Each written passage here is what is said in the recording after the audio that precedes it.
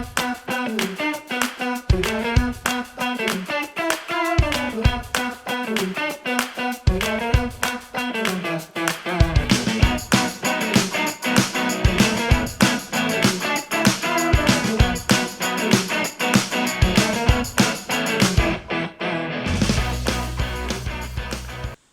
Friends, मैं Saif HR Khan. Welcome to my creative खाना। आज मैं आपके लिए लेके आया हूँ cooking method, type of cooking method. एक अच्छा शेफ बनने के लिए, प्रॉपर शेफ बनने के लिए आपको कुकिंग मेथड के बारे में बहुत अच्छा से जानकारी होना चाहिए। ये हमारा शेफ बनने का फर्स्ट पार्ट में आता है कि हम कुकिंग मेथड अच्छे से सीखें। तो कुकिंग मेथड को हम दो ग्रुप बना लिए हैं। कुकिंग मेथड को एक मॉइस्ट हीट मेथड और एक ड्राई हीट मेथड। तो हम दोनों के बारे में बताएंगे आपको आज। मॉइस्ट हीट मेथड में आता है blanching, poaching, boiling, steaming, stewing and brazing. ये 6 आता है मॉइस्ट हीट मेथड में। और ड्राई हीट मेथड में नाम सुन के आपको पता चलता होगा ड्राई हीट मेथड क्या होता है, मॉइस्ट क्या होता है।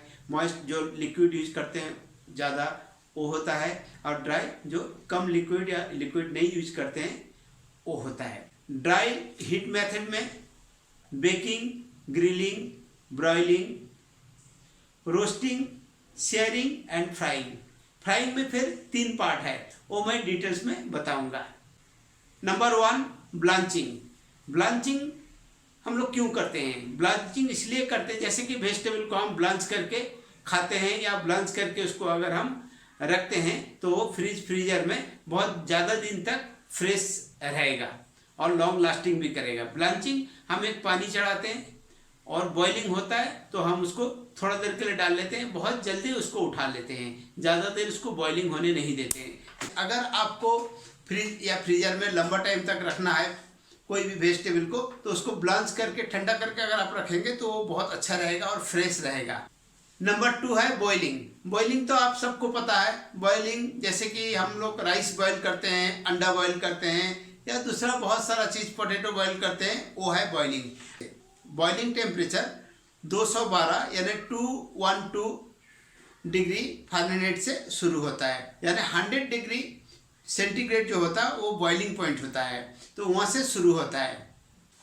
बॉइलिंग में हम राइस, पास्ता, एग्स, पोटैटो, बहुत सारा चीज़ हम बॉईल करते हैं, और हम बॉईल करके कुक करते हैं या बॉईल करके डायरेक्ट भी हम लोग खा सकते हैं। ये हो गया बॉइलिंग।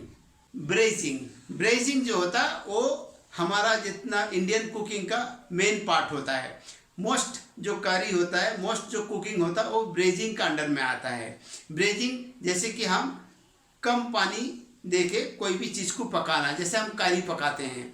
और सिमरिंग भी ब्रेजिंग का अंदर में आता है, क्योंकि हम जब कारी बनाते हैं स्टार्टिंग में जब भूनते हैं, मसाला देते हैं, पानी देते हैं, फिर इसको थोड़ा सिमरिंग करते हैं, फिर उसको कंप्लीट करते हैं, उसको बोलते हैं ब्रेजिंग। ब्रेजिंग का नॉर्मल टेम्परेचर होता है 250 डिग्री फ़ारेनहाइट से 350 डिग्री फ़ारेनहाइट का अंदर में। नंबर 3 में आएगा पोचिंग।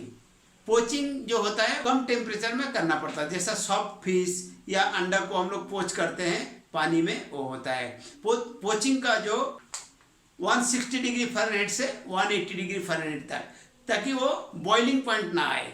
212 जाएगा तो वो बॉइलिंग पॉइंट हो जाएगा। अगर बॉइलिंग होना लगेगा पानी, वो उस पर पोचिंग नहीं होगा। पोचिंग के लिए हमको 160 डिग्री फ़ारेनहाइट से 180 डिग्री फ़ारेनहाइट रखना पड़ेगा, ताकि पानी उबलना शुरू ना हो। फिर उस पर हम अंडा देते हैं या फिश देते हैं, या कभी कभी कोई वेजिटेबल भी हम पोच करके खाते हैं। ये बहुत हेल्दी प्रोसेस है। नेक्स्ट पार्ट आता है सिमरिंग। सिमरिंग जैसे हम खाना को जब हम पकाते हैं, पकाने के बाद में मसाला दे के, पानी दे के, सब कुछ करके जब हम फिर उसको स्लो करके रख देते हैं, स्लो में जो धीरे धीरे जो उबलता है, धीरे धीरे जो कुक होने लगता है, उसको बोलते हैं सिमरिंग। सिमरिंग का टेम्परेचर, राइट टेम्परेचर है 180 डिग्री फ़ारेनहाइट। सिमरिंग में स्लोली जो सॉस होता है, जो लिक्विड पोर्शन होता है, वो रिड्यूस होता है और मीट को बहुत टेंडर यानी सॉफ्ट कर देता है। नेक्स्ट आता है स्टूइंग। स्टूइंग जो है, जैसे हम लोग स्टू खाते हैं, स्टू तो सभी लोग को पता होगा, सब लोग खाए होंगे। स्टू का जो प्रोसेस है वो स्टूइंग बहुत स्लो कुकिंग है, और सिमरिंग जैसा होता है उसमें रिड्यूस होता है, लिक्विड रिड्यूस होने लगता है, पर स्टूइंग में हम लोग ज़्यादा रिड्यूस होने नहीं देते हैं। और स्टूइंग में चिकन, मीट, फिश, वेजिटेबल सब कुछ हम लोग कर सकते हैं, वो और भी कम टेम्परेचर में करते हैं और उसका लिक्विड को हम लोग बहुत ज़्यादा रिड्यूस नहीं करते हैं। और लिक्विड का स्वाद यानी सॉस का स्वाद चिकन हो, मीट हो या वेजिटेबल हो, वो सर्व होता है। नेक्स्ट आएगा स्टीमिंग। स्टीम यानी स्टीम करके जो हम लोग खाना पकाते हैं उसको बोलते हैं स्टीमिंग। जैसे हम लोग इडली बनाते हैं, यानी नीचे में थोड़ा पानी रहता है, पानी का जो स्टीम निकलता, भाप निकलता, उसी भाप से खाना पकता है। हम वेजिटेबल को स्टीम करके खाते हैं या फिश को भी स्टीम करके खाते हैं। ये बहुत ही हेल्दी कुकिंग प्रोसेस है। नेक्स्ट जो मेथड है dry heat method, baking. Baking आप सबको पता होगा, बेकिंग बहुत ही पॉपुलर मेथड है, सभी लोग को पता है। बेकिंग नॉर्मली बेकरी में यूज होता है। हम केक, पेस्ट्री या कुकीज़ इस तरह का चीज़ के लिए हम बेकिंग यूज करते हैं। तो बेकिंग कुकिंग बहुत ही स्लो कुकिंग है और डायरेक्ट हीट उस पर आता है, उस पर कोई मॉइस्ट नहीं होता है, पानी नहीं देना पड़ता है, वो डायरेक्टली चारों ओर से डायरेक्ट हीट आके उसको कुकिंग करता है। पहले के ज़माना में बेकिंग के लिए लकड़ी का, वुड का यूज किया जाता था। अभी भी बहुत जगह वुड का यूज करते हैं, वो बहुत ही नेचुरल, बहुत अच्छा होता है। लेकिन अभी इसके लिए बहुत अच्छे लेटेस्ट टेक्नोलॉजी का बहुत इक्विपमेंट निकल गया बेकिंग के लिए। नेक्स्ट है ग्रिलिंग। ग्रिलिंग भी बहुत ही इम्पोर्टेंट है, बहुत टेस्टी है, लुक्स बहुत इसका नाइस होता है और बहुत कम तेल से ग्रिल किया जाता है। ग्रिल में हम किसी भी साइज के मीट को कुक करते हैं, वेजिटेबल भी कुक करते हैं और बहुत सारा चीज़ कुक करते हैं। ग्रिल का एक बहुत अच्छा चीज़ होता है क्या, जब ग्रिल होता है वो बाहर से बहुत क्रिस्पी हो जाता है, कलर बहुत नाइस हो जाता है और अंदर सॉफ्ट और जूसी रहता है। ये बहुत लोग पसंद करते हैं ग्रिल, और बहुत ही हेल्दी टाइप का ये कुकिंग मेथड है। नेक्स्ट है ब्रॉयलिंग। एक्चुअली ब्रॉयलिंग और ग्रिलिंग में थोड़ा से डिफरेंट है। ब्रॉयलिंग हम लोग लार्ज पीसेस को ब्रॉयलिंग करते हैं और मोस्टली स्टेक, समझ लीजिए जो स्टेक होता है वो ब्रॉयलिंग करते हैं, उसको ऊपर से या नीचे से हम लोग हीट देते हैं। लेकिन वो मोस्टली क्या होता है, ऊपर बहुत अच्छा क्रिस्पी हो जाता है, कलर बहुत नाइस आ जाता है और अंदर में थोड़ा जूसी रहता है। जैसे स्टेक, जो स्टेक हम लोग पकाते हैं उसको ब्रॉयलिंग बोलते हैं। नेक्स्ट आता है रोस्टिंग। रोस्टिंग तो आपको पता होगा, ये बहुत ही पॉपुलर मेथड है। रोस्टिंग हम लोग होल चिकन को रोस्ट करते हैं, बड़े बड़े पीस को हम लोग रोस्ट करते हैं। रोस्ट के लिए पर्टिकुलरली बहुत सारा इक्विपमेंट मार्केट में मिलता है, या तो आप बड़ा हंडी या बड़ा डीप पैन में भी आप रोस्ट करते हैं। इसको ऊपर से थोड़ा स्पाइसेस देके सीजनिंग करके मीट को या वेजिटेबल को हम लोग रोस्ट करते हैं। लास्ट में है फ्राइंग। फ्राइंग का 3 पार्ट होता है। फ्राइंग हम लोग 3 तरह का करते हैं, star fry, shallow fry, deep fry. Star fry जो हम लोग करते हैं बहुत ही कम तेल से स्टार फ्राई करते हैं। जैसे कि हम लोग जब तड़का लगाते हैं, थोड़ा से तेल देके और उस पर हम लोग तड़का डाल के बना लेते हैं। या तो कोई चीज़ जब हम करी बनाने जाते हैं, थोड़ा ऑयल देके, जो अनियन देके सौते करते हैं, वो स्टार फ्राई है।